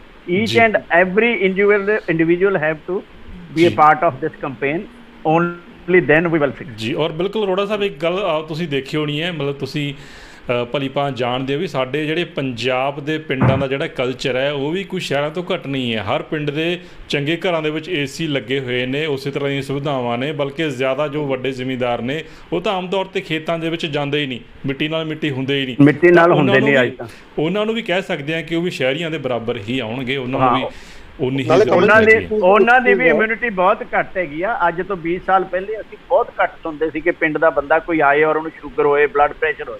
ਨਾਓ every third person is having same thing, ਕਿਉਂਕਿ ਉਹਨਾਂ ਦਾ ਫਿਜ਼ੀਕਲ ਵਰਕ ਬਿਲਕੁਲ ਬੰਦ ਹੋ ਚੁੱਕਿਆ ਹੈ। ਇਹ ਸਾਰਾ ਲੇਬਰ ਡਿਪੈਂਡੈਂਟ ਹੈ ਜਾਂ ਮਸ਼ੀਨਰੀ ਡਿਪੈਂਡੈਂਟ ਜੀ। ਅਬ ਉਹ ਮੁਸ਼ਕਿਲ ਕੰਮ ਤਾਂ ਕੋਈ ਰਿਹਾ ਨਹੀਂ ਨਾ ਜੀ, ਫਿਜ਼ੀਕਲ ਵਰਕ ਤਾਂ 90% ਜਾ ਚੁੱਕਿਆ ਜੀ। ਔਰ ਕਮਲ ਜੀ, ਇੱਕ ਚੀਜ਼ ਇਹਦੇ ਹੋਰ ਵੀ ਹੈ ਕਿ ਬੇਸ਼ੱਕ ਉਹਨਾਂ ਦਾ ਇਮਿਊਨ ਸਿਸਟਮ ਜਿਹੜਾ ਹੈ ਸਟਰੋਂਗ ਹੈ, लेकिन ये नहीं है कि कोविड प्रूफ है जी। नहीं ऐसा कुछ नहीं है, कोविड तक किसे जो स्ट्रॉन्ग है तद भी कोविड ते देखो हो सकता है ना। ਤੇ ਇੱਕ ਡਾਕਟਰ ਸਾਹਿਬ ਹੋਰ ਮੈਂ ਤੁਹਾਨੂੰ ਇਹ ਪੁੱਛਣਾ ਚਾਹੁੰਦਾ ਸੀਗਾ ਕਿ ਜੋ ਇਮਿਊਨ ਸਿਸਟਮ ਹੈ ਆਪਣਾ ਬੋਡੀ ਦਾ, ਕੀ ਇਹਦਾ ਸਟ੍ਰੈਸ ਨਾਲ ਜਾਂ ਟੈਨਸ਼ਨ ਨਾਲ ਜਾਂ ਐਂਗਜ਼ਾਇਟੀ ਨਾਲ ਵੀ ਕੋਈ ਤਾਲੁਕ ਹੈ? ਹਾਂਜੀ, ਬਹੁਤ ਜ਼ਿਆਦਾ ਜੀ, ਬਹੁਤ ਜ਼ਿਆਦਾ। ਜਿੰਨਾ ਤੁਸੀਂ ਡਿਜ਼ੀਜ਼ ਹੋਣ ਤੋਂ ਬਾਅਦ ਚੀਅਰਫੁਲ ਮੂਡ 'ਚ ਰਹੋਗੇ ਤਾਂ you can fight the disease better, ਚਾਹੇ ਕੋਈ ਵੀ ਹੈ। Even you can fight with the cancer. अगर आप पहले ही सारा मूड सुट के बैठ जाओगे, अपने आप ਦੇ ਨੈਗੇਟਿਵ ਥਾਟਸ ਮਨ 'ਚ ਆਉਣਗੀਆਂ, ਤੇ ਉਹ that affects your immunity bad. ਕਿਉਂਕਿ ਇਸ ਵੇਲੇ ਮੈਂ ਇੱਕ ਸਰਵੇ ਪੜ੍ਹ ਰਿਹਾ ਸੀ, ਉਹ ਕਹਿੰਦੇ ਕਿ ਹਰੇਕ 5 ਬੰਦਿਆਂ ਦੇ ਵਿੱਚੋਂ 3 ਬੰਦੇ ਜੋ ਹੈਗੇ ਆ they are going towards anxiety neurosis, ਜੋ ਨੈਗੇਟਿਵ ਥਾਟਸ ਆਪਾਂ ਨੂੰ ਟੀਵੀ ਦੇ ਅੱਜ ਕੱਲ ਜੋ ਸਟਿੰਗ ਚੱਲਦੇ ਹੈਗੇ ਆ ਉਹ ਦੇਖ ਕੇ ਦਿੱਲੀ ਦੇ ਸੀਨਸ ਦੇਖ ਰਹੇ ਆ, ਹੋਰ ਕਰ ਰਹੇ ਆ, ਨਹੀਂ ਉਹ ਡੈਫੀਨਿਟਲੀ ਹੋ ਰਿਹਾ, ਮਾਈਂਡ ਦੇ ਵਿੱਚ ਟੈਨਸ਼ਨ ਔਰ ਸਟ੍ਰੈਸ ਬਣਦਾ ਹੈਗਾ, ਔਰ ਉਹ ਸਟ੍ਰੈਸ ਜਿਹੜਾ ਹੈਗਾ ਉਹ ਕਹਿੰਦੇ ਹਨ ਕਿ ਇਮਿਊਨਿਟੀ ਸਿਸਟਮ ਨੂੰ ਵੀ ਆਪਣੇ ਜੋ ਹੈ ਉਹ ਨੀਚੇ ਲੈ ਕੇ ਆਉਂਦਾ ਹੈਗਾ, ਲੋਅਰ ਕਰਦਾ ਹੈ, ਅਫੈਕਟ ਕਰਦਾ ਜੀ, ਡੈਫੀਨਿਟਲੀ ਅਫੈਕਟ ਕਰਦਾ ਹੈਗਾ, ਉਹ ਸਾਰੀਆਂ ਨੈਗੇਟਿਵ ਥਾਟਸ ਸਾਡੇ ਆਉਣ ਲੱਗ ਜਾਂਦੀਆਂ। ਤਾਂ ਸਾਨੂੰ ਇਹ ਚਾਹੀਦਾ ਕਿ ਇਦਾਂ ਦੀਆਂ ਚੀਜ਼ਾਂ ਨਾ ਦੇਖਣ ਉਹ, ਬਲਕਿ ਸਾਡੇ ਜੋ ਜਰਨਲਿਸਟ ਹੈ ਇनको ਇਹ ਸਾਰੀਆਂ ਚੀਜ਼ਾਂ ਕੁਝ ਥੋੜਾ ਜਿਹਾ ਸੋਚ ਸਮਝ ਕੇ, ਬਾਕੀ ਕੁਝ ਅੱਛੀਆਂ ਚੀਜ਼ਾਂ ਵੀ ਦਿਖਾਣੀਆਂ ਚਾਹੀਦੀਆਂ, ਜਿਹੜੇ ਲੋਕ ਸੇਵਾ ਕਰ ਰਹੇ ਹੈ, ਡਾਕਟਰ ਦੀ ਸੇਵਾ ਕਰ ਰਹੇ ਹੈ, आम कोई NGO जो सेवा कर रहे हैं और लोग ठीक होके आ रहे हैं, ये चीजें ये कभी नहीं दिखाते जी। हाँ देखो जिदा कल भी ਸੀ ਕਿ 4 ਲੱਖ ਜੇ ਇਨਫੈਕਟ ਹੋਏ ਤਾਂ 3 ਲੱਖ ਰਿਕਵਰ ਹੋ ਕੇ ਘਰ ਵੀ ਆ ਗਏ। ਹਾਂ ਐਦਾਂ ਦੀਆਂ ਅੱਛੀਆਂ ਨਿਊਜ਼ नहीं लेके आते जी। तो डॉक्टर साहब मैंने अज एक पोस्ट पढ़ रहा सीगा मेरे सामने इस वक्त, मैं थोड़ा पढ़ के भी सुना रहा। अगर आपके मन में किसी बीमारी का थोड़ा सा भी डर है तो आपका दिमाग आपके शरीर में उस बीमारी के लक्षण उत्पन्न कर देगा, क्योंकि हमारा दिमाग इतना शक्तिशाली है कि वह किसी बीमारी का इलाज भी कर सकता है और बीमारी पैदा भी कर सकता है। इस विचार बारे तुसीं की कहना चाहोगे जिस तरीके नाल अज भरम लोकां दे मन दे विच फैले होए?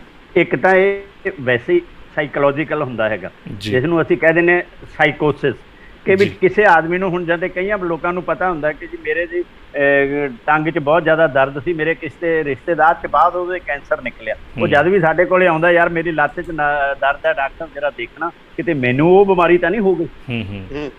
ਜਦੋਂ ਕਿ ਟੰਗ 'ਚ ਦਰਦ ਦੇ ਤਾਂ ਹਜ਼ਾਰਾਂ ਹੀ ਕਾਰਨ ਹੈ, it's a very remote reason ਕਿ ਵੀ ਤੁਹਾਨੂੰ ਕੈਂਸਰ ਕਰਕੇ ਹੋਵੇ, ਤਾਂ ਉਹ ਚੀਜ਼ ਬੰਦੇ ਦੇ ਦਿਮਾਗ 'ਚ ਘਰ ਜਾਂਦੀ ਹੈਗੀ ਹੈ, ਤਾਂ ਉਹ ਉੱਦਾਂ ਦੇ ਲੱਛਣ 'ਚ ਉਸੇ ਚੀਜ਼ ਨੂੰ ਉਹ ਅੱਗੇ ਦੇ ਅੱਗੇ ਲੈ ਕੇ ਨੈਗੇਟਿਵ ਥਾਟਸ ਨਾਲ, ਤੇ ਉਹ ਸਾਰਾ ਉਸੇ ਦੇ ਤਰਿਆ ਜਾਂਦਾ, ਤੇ ਅਲਟੀਮੇਟਲੀ ਹੀ ਡਿਵੈਲਪਸ ਸਾਈਕੋਲੋਜੀਕਲ ਡਿਸਆਰਡਰ। ਚਲੋ ਫੰਕਸ਼ਨਲ ਡਿਸਆਰਡਰ ਮੇਰੇ ਖਿਆਲ ਮੈਡੀਕਲ ਲੈਂਗੁਏਜ ਕੋਈ ਵਰਡ ਇਹਦਾ ਇਦਾਂ ਹੀ ਹੁੰਦਾ ਹੈ ਨਾ ਜੀ, ਫੰਕਸ਼ਨਲ ਡਿਸਆਰਡਰ। ਤੇ ਦੋ ਹੋ ਗਏ, ਇੱਕ ਤਾਂ ਸਾਈਕੋਲੋਜੀਕਲ ਡਿਸਆਰਡਰ ਹੋ ਗਿਆ ਉਸ ਨੂੰ, ਦੂਸਰਾ ਇਹ ਚੀਜ਼ਾਂ ਉਹਦੀ ਇਮਿਊਨਿਟੀ ਲੋ ਕਰਦੇ ਨੇ ਜੀ ਜੀ। ਤਾਂ ਦੋਨੋਂ ਚੀਜ਼ਾਂ ਅਫੈਕਟਸ ਯੂਅਰ ਡਿਜ਼ੀਜ਼ ਪੈਟਰਨ। ਜੀ ਬਿਲਕੁਲ, ਇਹ ਗੱਲ ਕਹੀ ਜਾ ਸਕਦੀ ਹੈ ਕਿ ਕਰੋਨਾ ਤੋਂ ਬਚਣ ਦੀ ਜ਼ਰੂਰ ਲੋੜ ਹੈ, ਲੇਕਿਨ ਡਰਨ ਦੀ ਲੋੜ ਨਹੀਂ ਹੈ, ਕੌਸ਼ਨ ਇੰਨਾ ਡਰਨ ਦੀ ਲੋੜ ਨਹੀਂ ਹੈ। If you are taking precaution ਤਾਂ ਬਿਲਕੁਲ ਵੀ ਡਰਨਾ ਨਹੀਂ ਚਾਹੀਦਾ। ਆਪਾਂ ਨੂੰ ਇਹ ਸੋਚਣਾ ਚਾਹੀਦਾ ਕਿ 90% ਪੀਪਲ ਆਰ ਰਿਕਵਰਿੰਗ ਜੀ and they are recovering well ਜੀ ਜੀ ਜੀ। ਤਰੋੜਾ ਸਾਹਿਬ ਕੋਈ ਹੋਰ ਗੱਲ ਕਰਨਾ ਚਾਹੋਗੇ ਤੁਸੀਂ ਡਾਕਟਰ ਸਾਹਿਬ ਨਾਲ? ਜੀ ਡਾਕਟਰ ਸਾਹਿਬ ਅੱਜ ਕੱਲ ਜੋ ਇੱਕਦਮ ਇਮੀਡੀਏਟਲੀ ਤੁਸੀਂ ਵੀ ਫੇਸ ਕਰ ਰਹੇ ਹੋਗੇ, ਸਾਰੇ ਕਰ ਰਹੇ ਹੈਗੇ ਇਸ ਵੇਲੇ, ਕਿ ਪੇਸ਼ੈਂਟ ਨੂੰ ਆਕਸੀਜਨ ਦੀ ਜ਼ਰੂਰਤ ਪੈਂਦੀ ਹੈ ਨਾ ਜੀ, ਤਾਂ ਆਕਸੀਜਨ ਦੀ ਜੋ ਹੈ ਸਪਲਾਈ ਬੜੀ ਘੱਟ ਜਾ ਰਹੀ ਹੈਗੀ ਆ। ਤਾਂ ਮੇਰੇ ਦਿਮਾਗ ਦੇ ਵਿੱਚ ਇੱਕ ਹੋਰ ਗੱਲ ਆ ਰਹੀ ਸੀ ਕਿ ਜਿਹੜੇ ਬੜੇ ਅੱਛੇ ਇੰਸਟੀਚਿਊਟਸ ਹੈਗੇ ਆ, ਜਿੱਦਾਂ ਫੋਰਟਿਸ ਹੈ, ਓਮੈਕਸ ਹੈ, ਇੱਦਾਂ ਦੇ ਕਾਫੀ ਅਪੋਲੋਜ਼ ਹਨ, ਤਾਂ ਇਹ ਅੱਜ ਵੀ ਜੋ ਅੱਜ ਤੋਂ 20 ਸਾਲ 25 ਸਾਲ 30 ਸਾਲ ਪਹਿਲਾਂ ਪੈਟਰਨ ਸੀ ਕਿ ਆਕਸੀਜਨ ਦੇ ਸਿਲੰਡਰਸ ਦਾ ਪੈਟਰਨ ਚੱਲ ਰਿਹਾ ਹੈਗਾ ਉਦੋਂ ਦਾ, ਕਿ ਆਕਸੀਜਨ ਦਾ ਸਿਲੰਡਰ ਆਉਂਦਾ ਹੈਗਾ ਉਹ ਲੱਗਦੇ ਹੈਗੇ ਆ। ਲੇਕਿਨ ਜਦ ਕਿ ਇੰਨੀ ਡਿਵੈਲਪ ਹੋ ਚੁੱਕਿਆ ਹੈਗਾ ਕਿ ਆਕਸੀਜਨ ਜਨਰੇਟਰਸ ਹਨ ਜਾਂ ਪਲਾਂਟਸ ਹੈਗੇ ਆ ਜਾਂ ਕਨਸੈਂਟਰੇਟਰਸ ਹੈਗੇ ਆ, ਤਾਂ ਕੀ ਇਹਨਾਂ ਹਸਪੀਟਲਸ ਨੂੰ ਜੋ ਪ੍ਰਾਈਵੇਟ ਕਾਰਪੋਰੇਟ ਹਸਪੀਟਲਸ ਹੈਗੇ ਆ, ਕੀ ਇਹਨਾਂ ਨੇ ਆਪਦੇ ਆਪ ਨੂੰ ਅਪਡੇਟ ਕਰਨ ਵਾਸਤੇ ਜਾਂ ਉਸ ਲੈਵਲ ਤੱਕ ਪਹੁੰਚਣ ਵਾਸਤੇ ਕੀ ਇਹਨਾਂ ਨੇ ਦੇਰੀ ਨਹੀਂ ਕੀਤੀ? ਕਿ ਇਹਨਾਂ ਨੂੰ ਹੁਣ ਤੱਕ ਇਹਨਾਂ ਹਸਪੀਟਲਸ ਨੂੰ, ਕਿਉਂਕਿ ਅੱਛੇ ਮੇਰੇ ਖਿਆਲ 'ਚ ਇਹਨਾਂ ਦੀਆਂ ਜੋ ਪੇਮੈਂਟਸ ਹਨ ਉਹ ਵੀ ਪੇਸ਼ੈਂਟਸ ਅੱਛੀਆਂ ਪੇਮੈਂਟਸ ਕਰਦੇ ਹੈਗੇ ਆ, ਤਾਂ ਕਿ ਇਹਨਾਂ ਨੂੰ ਹੁਣ ਤੱਕ ਆਪਣੇ ਇਹ ਡਿਵੈਲਪ ਨਹੀਂ ਕਰ ਲੈਣਾ ਚਾਹੀਦਾ ਸੀਗਾ ਸਿਸਟਮ? ਐਕਚੁਅਲੀ ਮੇਰਾ ਖਿਆਲ ਕਿਸੇ ਨੇ ਇਹ ਸੋਚਿਆ ਹੀ ਨਹੀਂ ਵੀ ਇੱਕ ਪਹਿਲੀ ਗੱਲ ਤਾਂ ਵੀ ਆਕਸੀਜਨ ਦੀ ਇੰਨੀ ਜ਼ਿਆਦਾ ਜ਼ਰੂਰਤ ਪੈ ਜਾਏਗੀ, ਨਾ ਤਾਂ ਇਹ ਪ੍ਰਾਈਵੇਟ ਹਸਪੀਟਲ ਵਾਲੋਂ ਨੇ ਸੋਚਿਆ, ਬਿਗ ਕਾਰਪੋਰੇਟ ਹਸਪੀਟਲ ਛੋਟੇ ਹਸਪੀਟਲ ਤੋਂ ਇਹ ਕੰਮ ਕਰ ਨਹੀਂ ਸਕਦੇ, ਬੜੇ ਹਸਪੀਟਲਾਂ ਨੇ ਇਹ ਤਿਆਰੀ ਨਹੀਂ ਕੀਤੀ, ਨਾ ਹੀ ਕਿਸੇ ਤਰ੍ਹਾਂ ਗਵਰਨਮੈਂਟ ਨੇ ਇਹ ਤਿਆਰੀ ਕੀਤੀ, ਜਦ ਕਿ ਆਕਸੀਜਨ ਦੀ ਪ੍ਰੋਡਕਸ਼ਨ ਬਹੁਤ ਹੀ ਈਜ਼ੀ ਹੈ, ਬਹੁਤ ਹੀ ਕਾਸਟ ਇਫੈਕਟਿਵ ਹੈ, ਬੜੇ ਥੋੜੇ ਪੈਸੇ ਨਾਲ ਪਲਾਂਟ ਲੱਗ ਸਕਦਾ ਹੈਗਾ, ਔਰ ਬੜਾ ਈਜ਼ੀਲੀ ਪਲਾਂਟ ਲੱਗ ਸਕਦਾ ਔਰ ਥੋੜੇ ਟਾਈਮ 'ਚ ਪਲਾਂਟ ਲੱਗ ਸਕਦਾ। ਜੀ ਜੀ ਜੀ ਜੀ। ਤਾਂ ਮੇਰਾ ਖਿਆਲ ਇਸ ਵੇਲੇ ਹਸਪੀਟਲਸ ਨੂੰ ਇਹ ਹੁਣ ਜਿੰਨੇ ਵੀ ਬੜੇ ਹਸਪੀਟਲ ਹੈ they will go for their own oxygen generator. ਜੀ ਜੀ। ਤਾਂ ਡਾਕਟਰ ਤਰਸੇਮ ਮੋਂਗਾ, ਤੁਸੀਂ ਬਹੁਤ ਹੀ ਵੱਡਮੁੱਲੀ, ਬਹੁਤ ਹੀ ਕੀਮਤੀ ਜਾਣਕਾਰੀ ਇਹ ਵੈਕਸੀਨ ਨੂੰ ਲੈ ਕੇ ਸਾਡੇ ਦਰਸ਼ਕਾਂ ਦੇ ਨਾਲ ਸਾਂਝੀ ਕੀਤੀ, ਤੇ ਅਰੋੜਾ ਸਾਹਿਬ ਤੁਸੀਂ ਵੀ ਨਾਲ ਜੁੜੇ, ਔਰ ਕਾਫੀ ਹੱਦ ਤੱਕ ਜਾਣਕਾਰੀਆਂ ਤੁਹਾਡੇ ਤੋਂ ਵੀ ਸਾਨੂੰ ਅਕਸਰ ਮਿਲਦੀਆਂ ਰਹਿੰਦੀਆਂ ਨੇ, ਤਾਂ ਤੁਹਾਡੇ ਦੋਵਾਂ ਦਾ ਬੁਢਲਾਡਾ ਸਿਟੀ ਰੇਡੀਓ ਦੀ ਇਸ ਲਾਈਵ ਤੇ ਜੁੜਨ ਲਈ ਬਹੁਤ-ਬਹੁਤ ਸ਼ੁਕਰੀਆ ਜੀ। ਤਾਂ ਦੋਸਤੋ ਇੱਕ ਵਾਰੀ ਫੇਰ ਇਹ ਗੱਲ ਤੁਹਾਨੂੰ ਥੈਂਕ ਯੂ ਕਹਿ ਜੀ, ਰਿਹਾ ਥੈਂਕ ਯੂ ਜੀ। ਜੀ, ਤਾਂ ਆਪਣੇ ਦੋਸਤਾਂ ਨੂੰ ਇੱਕ ਵਾਰੀ ਆਪਣੇ ਸਾਰੇ ਹੀ ਦੋਸਤਾਂ ਨੂੰ ਇੱਕ ਵਾਰੀ ਫੇਰ ਰਿਕੁਐਸਟ ਕਰਨਾ ਚਾਹਾਂਗੇ ਦੋਸਤੋ, ਕਰੋਨਾ ਜਿਹੜਾ ਹੈ ਸਾਡੇ ਆਸ-ਪਾਸ ਵੀ ਬਹੁਤ ਜ਼ਿਆਦਾ ਨੁਕਸਾਨ ਕਰ ਰਿਹਾ। ਅਸੀਂ ਰੋਜ਼ ਸਾਡੇ ਸ਼ਹਿਰ ਦੇ ਵਿੱਚ ਵੀ ਮੌਤਾਂ ਦੀ ਖਬਰ ਸੁਣਦੇ ਹਾਂ। ਇਹਨਾਂ 'ਤੇ ਫੁੱਲ ਸਟਾਪ ਅਸੀਂ ਤਾਂ ਹੀ ਲਾ ਸਕਦੇ ਹਾਂ ਜੇ ਅਸੀਂ ਥੋੜ੍ਹਾ ਜਿਹਾ ਕੌਸ਼ਨ ਲਵਾਂਗੇ ਅਤੇ ਆਪਣੀ ਵੈਕਸੀਨ ਕਰਾ ਕੇ ਆਪਣੇ ਆਪ ਨੂੰ, ਆਪਣੇ ਪਰਿਵਾਰ ਨੂੰ ਸੁਰੱਖਿਅਤ ਕਰਨ ਦੀ ਸੋਚਾਂਗੇ। ਤਾਂ ਬਿਲਕੁਲ ਵੀ ਤੁਸੀਂ ਘਬਰਾਓ ਨਾ, ਬਿਲਕੁਲ ਵੀ ਤੁਸੀਂ ਡਰੋ ਨਾ, ਬਿਨਾਂ ਡਰ ਦੇ ਤੁਸੀਂ ਵੈਕਸੀਨ ਜ਼ਰੂਰ ਲਗਵਾਓ, ਤਾਂ ਹੀ ਤੁਸੀਂ ਆਪਣੀ ਅਤੇ ਆਪਣੀ ਫੈਮਿਲੀ ਦਾ ਬਚਾਅ ਕਰ ਸਕਦੇ ਹੋ। ਤਾਂ ਇਹਨਾਂ ਹੀ ਗੱਲਾਂ ਦੇ ਨਾਲ ਲੈਣੇ ਅੱਜ ਦੇ ਪ੍ਰੋਗਰਾਮ ਨੂੰ ਖ਼ਤਮ ਕਰਨ ਦੀ ਇਜਾਜ਼ਤ। ਕਮਲ ਜੀ, ਇੱਕ ਮੈਂ ਸੁਣਨ ਵਾਲਿਆਂ ਨੂੰ, ਦੇਖਣ ਵਾਲਿਆਂ ਨੂੰ ਰਿਕੁਐਸਟ ਜ਼ਰੂਰ ਕਰਾਂਗਾ ਕਿ ਜੋ ਵੀ ਅੱਜ ਦੀ ਗੱਲਬਾਤ ਹੈ ਉਹ ਕੋਈ ਵੀ ਕੁਐਸਚਨ, ਕੋਈ ਵੀ ਸ਼ੰਕਾ ਉਹਨਾਂ ਦੀ ਹੈ ਜਿਹੜੀ ਉਹ ਡਾਕਟਰ ਸਾਹਿਬ ਤੋਂ ਕਲੀਅਰ ਕਰਨਾ ਚਾਹੁੰਦੇ ਹੈ ਜਾਂ ਪੁੱਛਣਾ ਚਾਹੁੰਦੇ ਹੈ, ਤਾਂ ਜਾਂ ਉਹਨਾਂ ਨੂੰ ਜੇ ਸਾਡਾ ਇਹ ਉਪਰਾਲਾ ਆਪਣਾ ਅੱਛਾ ਲੱਗਿਆ ਹੈ ਤਾਂ ਕਮੈਂਟਸ ਸਾਨੂੰ ਜ਼ਰੂਰ ਕਰੋ, ਤਾਂ ਕਿ ਸਾਨੂੰ ਫੀਡਬੈਕ ਮਿਲਦੀ ਜਾਵੇ ਕਿ ਸਾਡੇ ਦਰਸ਼ਕ ਕੀ ਪੁੱਛਣਾ ਚਾਹੁੰਦੇ ਹਨ।